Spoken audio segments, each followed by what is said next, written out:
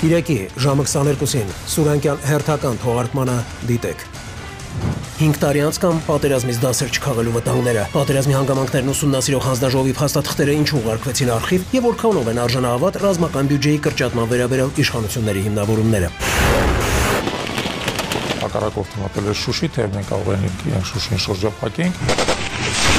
Եթե մենք շարունակենք պատերազմը, մեծ հավանականությամբ Ադրբեջանը սկսելու էր հետնահանջել։ Ադրբեջանի Հանրապետությունը եւ Հայաստանի Հանրապետությունը կանգ են առնում իրենց զբաղեցրած դիրքերի վրա։ Դա օգտագործված որպես աղետ պատերազմը մեր համար վատառագույն կետում դադարեցնելու համար։ Ռիելթորների գործունեությունը սահմանափակող օրինագիծն ու տան վաճառքի գործընթացում նոր բարդությունները, ինչ վտանգներ կառաջանան, եթե կադաստրի կոմիտեն դառնա միակ թելադրողը, եւ ինչպես է ռիելթորը որոշելու տան գնորդը փող է լվանում, թե ոչ։ Մեծ զանգված ունի փաստաթղթավորման որևէ խնդիր։ Այս մասին պարտավոր կլինեք ծանոթել պետությանը։ Նախագծի հեղինակները չեն պատկերացնում ռիելթորի էությունը։ Ռիելթոր մասնագետ ներգրաված չի եղել։ Գույքը արդեն ստուգում է ասնելու շտեմարանով։ Այսինքն կասկածա, որ դա կեղտոտ փող է։ Ռիելթորը մասնագետ չի։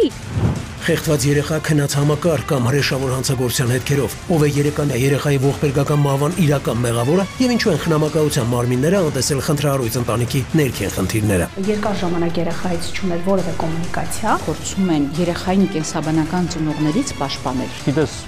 խառնվես, չխառնվես։ Ոչ ենք սպասել ինչ-որ մեկին ապայման սպանի։ Եթե այսպես, ապա այսպես, եթե դա չի աշխատում, ուրեմն հաջորդ քայլը։ Ծնողը չի կարող որևէ մարմին այցելից տանի որևէ դատանի որոշում, որ ինքը ծնողն է կամ ունի այդ իրավունքը։ Ուսանողներին տեղափոխող ավտոբուսի ինքնավթարի իրական պատճառն ու խորհրդային վերապրուկների ճակատագրական հանդիպումը, ով է եղել կցորդիչի մեջ մխրճված մեքենայի ղեկին եւ ինչպես էին փրկարարները դուրս բերում կուաշրջված բեռնատարի վարորդին։ Մի նեղվի, ասված հետը տա։ Ճամփատու։ Կտրեց հանկարծ։ Դրեք աչ եկեք։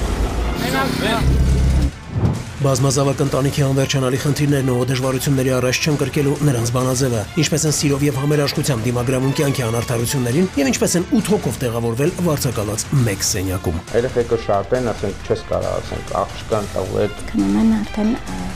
ֆոտոգրոխել իրար հետ։ Նույնիսկ իրարի եւ այն ախպերները ինքողը չեն։ Ամենքից մի քիչ վերցնենք, որ ցուկ չմնա ոչի բանից։ Ունեմ խանութում բալտեր 200,000 կլինի։ Ես շատ եմ յազում հախոսում։ Չունեն խաղալիքներ երեխաները։